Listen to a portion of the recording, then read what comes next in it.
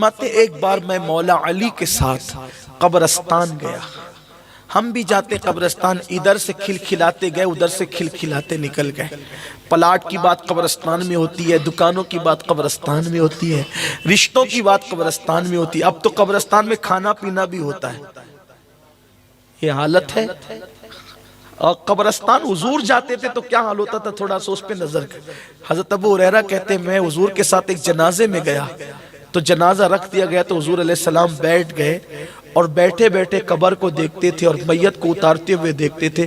حضور اتنا روئے کہ داڑھی آنسوؤں سے بھر گئی اور مٹی جو زمین ماں تھی وہ بھی تر ہو گئی، کیچڑ ہو گیا وہاں. ہم نے کہا آقا کیوں رو رہے؟ فرمایا قبر کو یاد کر کے رو رہا. جس کے آنے سے قبر جنت کے باغوں میں سے باغ بنتی، وہ حضور قبر کو دیکھ کر رو رہے. کچھ تو ہوگا قبر میں. تعلیم امت کو تعلیم دینا مقصد ہے. ہم نے کب رویا؟ قبروں کو دیکھ کر کھلکھلاتے گئے، کھلکھلاتے نکل گئے. ہزاروں قبریں دیکھی، درجنوں کو اپنے ہاتھوں سے دفن کیا اور یہ پڑھتے ہوئے دفن. کبھی یہ غور بھی کیا جو میں نے آیتیں پڑھی ہے نا، منہا خلقناکم وفیہا نعیدکم ومنہا نخرجکم تارۃ اخری. ہم میت کو مٹی دیتے وقت یہ ان آیتوں کو پڑھتے ہیں. اسی مٹی سے پیدا کیا، اسی میں ملا دیے جاؤ گے، اسی سے پھر اٹھائے جاؤ گے. سوچو وہ دن کتنا بھیانک ہوگا جس دن ہمیں مٹی میں ملایا جائے گا. مٹی میں ملایا جائے، عزت سے نہیں ملایا جائے گا، مٹی میں عذاب کے ساتھ ملایا جائے گا. اگر خدا کو راضی نہ کیا، اس کے محبوب کو راضی نہ. بلکہ میرے عزیزو قبر تو وہ ہے. ہائے ہائے ہائے. ابن حجر لکھتے اس روایت کو کہ ایک بزرگ کے ہاتھ پر ایک کفن چور نے توبہ کی. ایک بزرگ کے ہاتھ پر ایک کفن چور نے توبہ کی. تو بزرگ نے پوچھا تو کیوں توبہ کر رہا ہے؟ تو کہا کہ کفن چراتے چراتے میں نے بہت عبرت کی باتیں دیکھی تو اب میں توبہ کرنا چاہتا.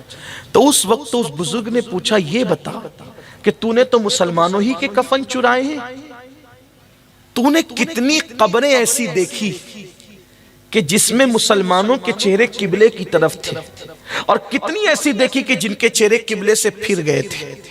تو وہ کفن چور کہتا ہے اگر میں نے 1000 قبریں کھولی تھی تو 999 لوگوں کے چہرے میں نے قبلے سے پھرے ہوئے دیکھے اور ایک بندے کا چہرہ میں نے قبلے کی طرف دیکھا. یہ قبر کا حال ہے. انہوں نے اپنے استاد کو خط لکھا کہ کفن چور نے میرے ہاتھ پہ توبہ کی ہے اور اب وہ کہتا ہے کہ میں نے 1000 لوگوں کی اگر قبر کھولی ہے تو 999 کے چہرے قبلے سے پھرے دیکھے، ایک بندے کا چہرہ قبلے کی طرف دیکھا. تو یہ قبلے سے چہرے کیوں پھر جاتے ہیں قبروں میں؟ قبر کے اندر قبلے سے چہرہ کیوں پھر جاتا ہے؟ تو ان کے استاد لکھتے ہیں کہ بات یہ ہے جو لوگ دنیا میں حضور کی سنت کے خلاف عمل کرتے ہیں مرنے کے بعد ان کے چہرے قبلے سے پھر جاتے ہیں. جو سنت کے خلاف عمل کرے ان کے چہرے قبر میں پھر جاتے ہیں قبلے سے. جو فرض بھی ادا نہ کرے، جو فرض بھی ادا نہ کرے،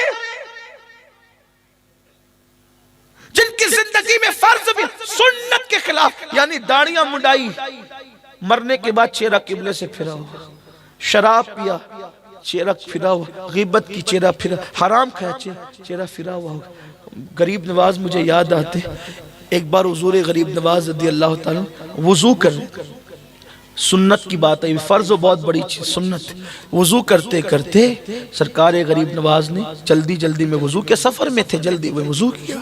وضو کے بعد نماز پڑھی تو لذت نہیں آئی نماز میں. اس کا مطلب نماز میں لذت ہے، تبھی تو لذت آتی. ہمیں کچھ نہیں ملتا نا. کیوں نہیں ملتا؟ کیونکہ کھانے میں اس کو مزہ نہیں آتا، بلکہ دال بھی کڑوی لگتی ہے، بریانی بھی کڑوی لگتی ہے، اچار بھی کڑوا لگتا ہے. وجہ کیونکہ اس کو ہوا ہے ٹائیفائڈ، اس لیے اس کو سب کھانے برے لگتے ہیں. ارے کیا یار چھوڑ، کیا پکا کے رکھا ہے. کبھی کبھی اس پہ جھگڑا بھی ہوتا ہے. میرے عزیز تجھے بیماری ہے نا، اس لیے تجھے کھانے اچھے لگتے. لوگ کہتے کیا نماز کی بات لوگ لگاتے. ارے نماز کی لذت ایک بار مل جائے تو تلواروں سے زخمی بھی ہو جائے تو نماز نہ چھوڑے. یہ لذت ہے نماز کی. نماز کی ایک بار لذت مل جائے تو پھر مولا علی کے رنگ میں کہو گے کہ اگر جنت ملی اور نماز کا موقع ملے تو ہم جنت چھوڑ دیں مگر نماز نہ چھوڑیں. یہ نماز کی لذت ملتی نہیں نا. لذت وجہ کھانے کی لذت اس لیے نہیں ملتی کہ ٹائیفائڈ کا مرض ہے. نماز کی لذت اس لیے نہیں ملتی کہ گناہوں کا مرض ہے. اگر گناہوں کا مرض ختم ہو جائے تو خدا کی عزت کی قسم نماز وہ لذت ہے کہ آدمی ساری دنیا ایک طرف نماز ایک طرف. نماز کی لذت جنہیں لذت ملی ہے وہ پوری پوری رات سجدے میں رہے. جنہیں لذت ملی ہے ان کے تیر کھینچ لیے گئے انہیں خبر نہیں ہوئی. جنہیں لذت ملی تو غریب نواز سرکار فرماتے لذت نہیں ملی اس دن نماز. میں حیران ہوا کیوں لذت نہیں ملی نماز میں. غور کیا تو پتا چلا مراقبہ کرنے کے بعد کہ وضو میں انگلیوں کا خلال کرنا نبی پاک کی سنت ہے. انگلیوں کا خلال کرنا حضور کی وہ جلدی میں بھول گیا. سرکار غریب نواز فرماتے ہیں اس شرم میں میں نے اس حیا میں اس غم میں نے 40 سال تک آسمان کی طرف کبھی نظر نہیں اٹھائی. یہ سوچ کر کہ فرائض کے بارے میں تو اللہ کی بارگاہ میں جواب دینا ہوگا لیکن سنتوں کے بارے میں حضور کی عدالت میں جب کھڑا کیا جائے گا حضور پوچھیں گے کہ تو نے میری سنت کیوں چھوڑ دی تو میں حضور کو کیا جواب دوں. سوچے تو صحیح نا. سوچے تو صحیح. یا اللہ پوچھے گا کہ تو نے میرے محبوب کی سنت کیوں چھوڑی تو میں جواب کیا دوں. سنت چھوڑنے پر چہرہ قبلے کی طرف سے پھر جاتا ہے. تو جو فرائض پر عمل نہیں کرتے اس لیے اس سنی اجتماع میں آنے والوں یہ بھول جاؤ کہ یہاں کوئی آپ لطیفہ سنو گے. آپ کو یہ اس لیے بلایا گیا ہے کہ اپنے اعمال پہ رو لو, اپنے گناہوں کا احساس کر لو, اپنے آپ کو بدل ڈالو, تبدیل کرو. ورنہ دن کیا دیکھنا ہے. ایک دن وہ ہے جسے قبر کہتے ہیں. قبر میں جہاں کا دن بھی رات سے بدتر ہے. بدتر دن بھی رات سے بدترین ہے. وہاں کی رات کتنی بھیانک ہوگی. حضرت سعید ابن مسیب کہتے ہیں کہ میں ایک بار مولائے کائنات شیر خدا علی مرتضیٰ کے ساتھ قبرستان گیا. جب ہم دونوں قبرستان میں پہنچے تو مولا علی نے قبر والوں کو سلام کیا تو ہم نے قبر والوں کا جواب بھی سنا. مولا پاک نے سلام کیا تو قبر والوں کا جواب بھی سنا. پھر مولا علی شیر خدا نے کہا اے قبر والوں یہ بتاؤ کہ اللہ نے تمہارے ساتھ کیا معاملہ کیا جب تم ہم سے جدا ہو گئے. جب تم ہم سے جدا ہوئے تو اللہ نے تمہارے ساتھ کیا معاملہ کیا. تو قبر سے آواز آئی علی پہلے یہ بتاؤ کہ ہم آپ سے جدا ہوئے تو آپ لوگوں پر کیا گزری وہ بتاؤ پھر ہم اپنے احوال بتاتے ہیں. تب چونکہ مولا علی سے سوال تھا, باب مدینۃ العلم سے سوال تھا, شیر خدا سے سوال تھا, فاتح خیبر سے سوال تھا, داماد رسول سے سوال تھا, اخی رسول سے سوال تھا, زوج بطول سے سوال تھا, ابو الحسنین سے سوال تھا, ناطق قرآن سے سوال تھا, سرکار علی پاک سے سوال تھا. تو مولا علی نے کہا سنو تم اگر یہ چاہتے ہو کہ تم ہم سے جدا ہوئے ہم پہ کیا گزری تو سن لو. فرمایا پہلی چیز یہ ہوئی کہ تمہارے انتقال کے بعد تمہارا مال تمہارے وارثوں میں تقسیم ہو گیا. یہی ہے پہلی بات. سب کا مال تقسیم ہونا ہے. جما لو کتنا جماتے ہو, کما لو کتنا کماتے ہو. روح نکلی سارا مال وارثوں میں تقسیم ہوگا. اور لوگ تو آج بیٹے یار بیٹے بیٹیاں باپ کا جنازہ اٹھتا ہے لوگ پلان کرنے لگتے ہیں کہ اب باپ کی وراثت تقسیم ہوگی تو میں یہ کروں گا اور میں یہ کروں. مغفرت کی کسی کو پڑی بلکہ میرے عزیز عوام تو عوام ہے. ہم نے بعض خواصوں کو دیکھا ہے باپ کا جنازہ پڑا ہوا ہے اور ابھی سے جھگڑا شروع ہو گیا کہ میرا اتنا اور یہ میرا اتنا ہے. یہ صورتحال ہے. اپنی مغفرت کی خود فکر کر لو, اپنی بخشش کا خود انتظام کر لو. جانے والے جاتے جاتے کچھ کر لے اپنے واسطے ورنہ ایک دن تو بھی ترسے گا فاتحہ کے واسطے. کچھ کر لو اپنے لیے, کچھ کر لو, اپنا بھلا چالو, اپنا بھلا چالو. دوسروں کو نفرت کرتے کرتے اتنی نفرتیں بھر گئی ہے دل میں کہ اب اپنے آپ سے بھی پیار نہ رہا. خود کی مغفرت کا انتظام کر لو, خود کی بخشش کا انتظام کر لو, اعمال پہ رو لو. ام المومنین حضرت عائشہ صدیقہ رضی اللہ تعالیٰ عنہ ارشاد فرماتی ہے کہ میں نے اللہ کے رسول سے سنا ہے کہ جو لوگ اپنے گناہوں پر تنہائیوں میں روتے ہیں اللہ ایسے بندوں کو بے حساب جنت عطا فرمائے گا۔ آؤ رو لو، اپنے اعمال پر گر گڑا لو، خدا کو منا لو، راضی کر لو اللہ کو۔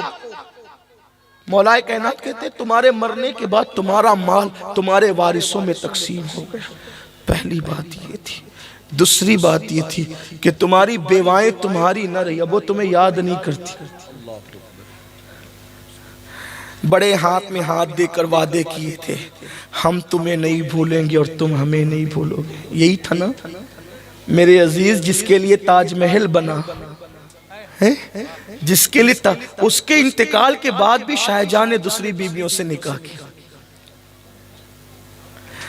وہ محبت کی نشانی جو مسلمانوں کو دہشت گرد کہنے والے آج کل کہہ گئے کہ یہ محبت کی سب سے بڑی نشانی۔ ہم پوچھتے ہیں گوری چمڑی والوں یہ تو بتاؤ جو دہشت گرد ہوتا ہے وہ محبتی کیسے ہوتا ہے، اور جو محبتی ہوتا ہے وہ دہشت گرد ہوتا ہے۔ جو مردوں سے اتنا پیار کرے کہ پورا تاج محل بنا دے وہ زندوں سے کتنا پیار کرتا۔ تاج محل ممتاز کی حیاتی میں نہیں بنا، تاج محل تو بعد انتقال بنا ہے، اور وہاں دفن کرنے کے لیے برہان پور میں جو ہے وہ آہو خانہ بنا کر کے اس کے جسم کو مسالہ لگا کے رکھا گیا، ابھی بھی موجود ہے وہ ہمارے علاقے میں برہان پور میں، کہ وہاں پر وہ کہ وہاں رکھا گیا تھا۔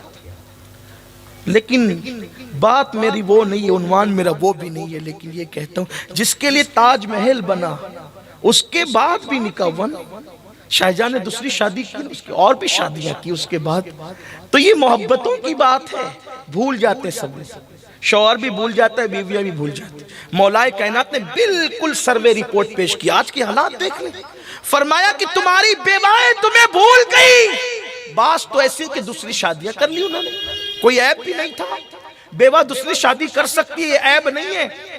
اگر بیوہ کا آج کل یہ بھی جہالت اور جاہلیت ہے کہ اگر کوئی عورت بیوہ ہو کر دوسری شادی کا پلان کرے تو عورتیں اس کو تانا دیتی ہے، کیسی بدبخت ہے، کیسی بری ہے، بے حیا ہے، شوہر مر گیا دوسری شادی کی بات کرتی ہے۔ میں کہتا ہوں واللہ اگر بیوہ ہونے کے بعد دوسری شادی کرنا عیب ہوتا تو ماں خدیجۃ الکبریٰ کبھی بھی دوسری شادی نہ فرماتی۔ کوئی عورت ہے ان کے برابر؟ اگر بیوہ ہونے کے بعد دوسری شادی کرنا عیب ہوتا تو حضرت ام المومنین ام سلمہ دوسری شادی نہ فرماتی۔ ام المومنین ام سلمہ کی دوسری شادی ہے، جناب خدیجہ کی دوسری، بلکہ یوں کہہ لے کہ ام المومنین حضرت عائشہ صدیقہ کے علاوہ حضور کی ساری ازواج مطہرات جو حضور کے نکاح میں آئی تھی کوئی بھی کنواری نہ تھی، بس یہ ایک ہی خاتون تھی جن کو کنواری آنے کا شرف ہوا۔ تو طلاق کے بعد دوسرا نکاح کرنا یہ بھی معیوب نہیں ہے، اور بیوہ ہونے کے بعد دوسرا نکاح کرنا یہ بھی معیوب نہیں ہے، بلکہ آج کے پرفتن دور میں تو میں کہتا ہوں جلدی سے کر لینا چاہیے عدت کے بعد، اور گھر والوں کو بھی کر دینا چاہیے۔ آج کا دور بڑا پرفتن دور ہے، نکاح والی کہلا کر بدنام ہو جانا آسان ہے، بغیر نکاح کے جرائم کا پلندہ بن کر آخرت خراب نہ کرو۔ شرافت جھوٹی شرافت ہے یہ اور کیا شرافت ہے کہ نکاح سے رک گئے اور پھر کہنے لگے کہ پھر گناہوں میں مبتلا ہو گئے، اس سے تو بہتر تھا کہ دوسرا نکاح کر لیتے، اور کر دینا چاہیے، کوئی عیب نہیں ہے۔ بے شمار مثالیں، میں اب اس سے بڑی مثال کیا پیش کروں ازواج مطہرات میں، بلکہ حضرت اسماء بنت امیس کو دیکھ لیں آپ، یہ وہ خاتون اسماء بنت امیس رضی اللہ تعالیٰ عنہ پہلے حضرت جعفر کے نکاح میں تھی، حضرت جعفر کی شہادت ہوئی تو ان کا نکاح صدیق اکبر کے ساتھ ہوا، صدیق اکبر کا وصال ہوا تو پھر جناب اسماء بنت امیس کا نکاح مولا علی کے ساتھ، یعنی تیسرا نکاح بھی ان کا ہوا۔ اب شرافت کی نکاح کا نام جو ہے وہ معاذ اللہ بے حیائی نہیں ہے، بلکہ کنوارے رہ کر غیر شادی شدہ رہ کر زنا کرنا گناہ کرنا یہ بے حیائی ہے۔ اسلام کہتا ہے جائز رستے اختیار کرو، اس لیے اللہ نہ کرے اگر کوئی عورت بیوہ ہو جائے اس پر کوئی پابندی نہیں ہے، وہ عدت کے بعد کر سکتی ہے، اور گھر والوں کو بھی چاہیے کر دیا کرے، کوئی طلاق پائے کر دیا کرے، اور وہ کہ نہیں میں تو اسی کے غم میں رہوں گی۔ میری بہن قدرت نے اب تجھے غم سے آزاد کر دیا تو اب تم کون سا غم لے کر کے بیٹھی، عورت کے لیے شوہر کا غم 4 مہینے 10 دن سے زیادہ کا نہیں ہے، اوروں کے لیے تو 3 ہی دن ہے، شوہر کا غم 4 مہینے 10 دن عدت کے جو ایام۔ اب غم نہ کر، اب اپنی زندگی بہتر کر لے، ورنہ اللہ نہ کرے کبھی نفس تجھے غلط راستے پہ لے جا سکتے۔ لیکن ہاں، اگر کوئی عورت واقعی نفس پہ کنٹرول کرے اور رکی رہے، اور کبھی اس نیت سے رکی رہے کہ میرے چھوٹے چھوٹے بچے ان کا کیا ہوگا، ان کی خاطر رکی رہے، اور لیکن پاک دامن رہے، پھر نفس پہ کنٹرول بھی اس کا ہو، تو حضور فرماتے ایسی عورت جو بیوہ ہو جائے، چھوٹے بچوں کے مستقبل کے لیے وہ اپنے آپ کو روکے رکھے اور پاک دامن رہے، ایسی عورت کو قیامت کے دن جنت میں محمد الرسول اللہ کا پڑوس نصیب کیا جائے۔ یہ بھی فضیلت ہے، یہ بھی فضیلت ہے۔ لیکن بہرحال تو عرض کر رہا تھا کہ سرکار مولا مشکل کشا نے کہا کہ تمہاری بیوائیں تمہیں بھول گئی، بعض تو دوسری نکاح کر دی، اور پھر فرمایا جو تمہارے محل تھے، مکانات تھے، جس کے اندر کسی کا آنا جانا تمہیں برا لگتا تھا، اب ان محلوں کے اندر تمہارے دشمن آباد ہو گئے، ان محلوں میں تمہارے دشمن آباد ہو گئے۔ پھر مولا علی فرماتے اب اس سے زیادہ کیا سناؤں کہ ہم پر کیا گزری تمہارے جانے کے بعد، اے قبر والو اب تم ہی بتاؤ، اے قبر والو اب تم ہی بتاؤ کہ تم پر کیا گزری۔ حضرت سعید ابن مسیب فرماتے ہیں کہ قبر سے غمگین سی آواز آئی، علی تو سنیے، ایک قبر سے غمگین سی آواز آئی، علی تو سنیے، جب ہم آپ سے جدا ہوئے تو ہم پر کیا گزری۔ آواز آئی، علی جب قبر میں آئے تو اتنا اندھیرا تھا کہ ایک ہاتھ کو دوسرا ہاتھ سجھائی نہیں دیتا تھا، ایک ہاتھ کو دوسرا ہاتھ سجھائی نہیں دیتا تھا، مٹی مٹی ہے، اوپر نیچے آگے پیچھے دائیں بائیں۔ اور علی سنو سنو، جن آنکھوں پر بہت اترایا کرتے تھے، آنکھوں کا بڑا استعمال کرتے تھے، صحیح غلط کی کوئی فکر نہ تھی، وہ آنکھیں پانی بن کر بہہ گئی، ہماری آنکھیں پانی بن کر بہہ گئی۔ اور پھر آواز آئی، علی ہمارے سارے بال جھڑ گئے، سر کے بال، پورے جسم کے بال جھڑ چکے، آنکھیں پانی بن کر بہہ گئی، سر کے بال جھڑ گئے۔ کتنے بالوں کے لیے کتنے حساس ہیں، اگر کسی کے بال اکھڑنا شروع ہو جاتے، گنجا ہونے لگتا ہے، یہ ڈاکٹر وہ ڈاکٹر، یہ تیل وہ شیمپو یہ وہ سب۔ کتنا دنیا میں بالوں کی حفاظت کرنے والوں، قبر میں بال محفوظ رہیں اس کے لیے کیا انتظام کیا۔ یہ بال جھڑنے والے ہیں، اگر اس کو جھڑنے سے بچانا ہے، وہاں شیمپو اور صابن کی ضرورت نہیں ہے، وہاں سجدوں کی ضرورت ہے، وہاں پاک دامنی کی ضرورت ہے، وہاں گناہوں سے بچنے کی ضرورت ہے۔ آؤ اپنا جسم بچا لیں، آؤ اپنے جسم کی حفاظت کر لیں، قبر میں اپنے جسم کو تحفظ دے دیں۔ کہا علی بال جھڑ، آج میری قوم کا جو چلتا ہے تو بال انگلیاں ڈالے چل رہا ہے، بال بھی کٹا رہے ہیں یہودیوں کی طرح، نصرانیوں کی طرح، مشرکین کی طرح۔ اب تو لوگ بال بھی کٹا رہے ہیں، تو بال کٹانے میں لوگوں کا حال چپکلی اسٹائل، بال میں ہنسنے کی بات نہیں ہے، اونٹ کا اسٹائل، ادھر سے ٹکلا ادھر سے ٹکلا ادھر بال۔ اس بارے میں روایتیں ملتی ہے، اگرچہ محدثین نے اس پر ذوف کا حکم لگایا ہے، لیکن عبرت کے لیے اللہ کے حبیب علیہ السلام کے فرمان کا مفہوم ہے کہ قریب قیامت میری امت کے لوگ بختی اونٹ کی طرح اپنے بالوں کو رکھیں گے، یعنی جیسے اونٹ کو پورے کاٹ دیے جاتے ہیں بال اور اوپر اس کی گدی رہتی ہے، آپ دیکھیں نوجوان لڑکے اور اس کو کٹانے کے لیے بڑی بڑی دکانوں پہ جاتے ہیں، کچھ لوگ تو ممبئی بنگلور اور بڑے بڑے شہروں کا سفر کرتے ہیں بال کٹوانے کے لیے۔ شرم نہیں آتی؟ ماں باپ بیماری سے ادھر جھلس رہے ہیں، دوائیوں کو پیسہ نہیں دیتے، اور کئی 100 روپے صرف بال کٹانے پہ لگاتے ہو۔ بہن کے جہیز کے انتظام کے لیے بوڑھا باپ مزدوری کر رہا ہے، اور دوسروں کے دیکھا دیکھی تم سینکڑوں روپے بالوں پہ خرچ کر دیتے ہو۔ حضور کی سنت کے مطابق بال رکھنے میں شرم آتی ہے، اور ان بدبختوں نچنیوں کی طرح بال رکھ رہے ہو۔ ان بالوں کا انجام کیا سنو، یہ بال جھڑ جائیں گے، قبر میں گر جائیں گے، آنکھیں بہہ جائے گی۔ یہ وہ آنکھیں جن سے گندے مناظر، گندی فلمیں، ننگی فلمیں، تھرکتے ہوئے جسم دیکھتے، یہ بہے گی اور بال جھڑ جائیں گے۔ آؤ اگر بال ہی رکھنا ہے تو صالحین کے طرز پہ رکھو، بال ہی رکھنا ہے تو سنت مصطفیٰ کے مطابق، جس کو جیسا کرتے دیکھا کرنے لگ گئے۔ ہمارے لیے کوئی آئیڈیل نہیں ہے۔ اللہ نے کسی نچنگے کو، کسی گویے کو، کسی زانی کو، کسی شرابی کو اللہ نے ہمارا آئیڈیل نہیں بنایا۔ ہمیں جو آئیڈیل دیا ہے، خدا کی عزت کی قسم، وہ آئیڈیل اتنا خوبصورت ہے بلکہ خود فرماتا ہے لَقَدْ كَانَ لَكُمْ فِي رَسُولِ اللَّهِ أُسْوَةٌ حَسَنَةٌ، کہ تمہارے نبی کی زندگی تمہارے لیے بہترین نمونہ ہے، آئیڈیل ہے۔ اگر چلنا سیکھو تو انہیں دیکھو، بولنا سیکھو تو انہیں دیکھو، بیٹھنا سیکھو تو انہیں دیکھو، کھانا سیکھو تو انہیں دیکھو، سونا سیکھو تو انہیں دیکھو۔ خدا کی عزت کی قسم، وہ ادائیں اتنی دل ربا ہے، جو ان اداؤں پہ عمل کرتا ہے وہ بھی خدا کا محبوب ہو جاتا ہے۔ اللہ اکبر، تیری سیرت، تیری صورت زمانے سے نرالی ہے، تیری ہر ہر ادا پیارے دلیل بے مثالی ہے۔ آؤ نقل ہی کرنا ہے تو ان کی نقل، لباس میں کریں، بالوں میں کریں، اٹھنے میں کریں، بیٹھنے میں کریں۔ ارے ان کا چلنا تو اتنا خوبصورت ہے کہ قرآن کہتا ہے لا اقسم بہذا البلد، یہ ان کی ادائیں چلنے کی۔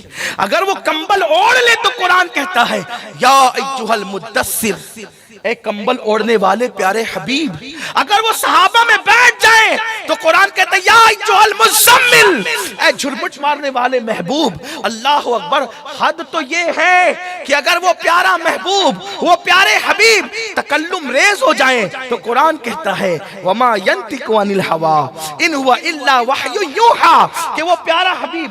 مولا مشکل کشا نے فرمایا مال وارثوں میں بٹا، بیوائیں تمہیں بھول گئی، تمہارے گھروں میں تمہارے دشمن آباد ہو گئے، اور پھر قبر سے جو جواب آیا کہ آنکھیں بہہ گئی، سر کے بال جھڑ گئے، اور پھر کہا کہ ہمارے گالوں کو قبر کے کیڑے کھا رہے ہیں، جسم کو قبر کے کیڑے کھا رہے ہیں۔ اور پھر آواز آئی علی، حضرت سید ابن مسیب کہتے ہیں علی یہ پیٹ پھٹ گیا، اور اس سے اتنی بدبو نکل رہی ہے کہ اگر ہم پر کوئی اور بھی عذاب مسلط نہ کیا جائے، اگر ہم پر کوئی اور بھی عذاب مسلط نہ کیا جائے تو ہمارے پیٹ کی بدبو ہی ہمارے لیے بہت بڑا عذاب ثابت ہو سکتی ہے، اور ہمارا کفن بھی ہم سے چھین لیا گیا۔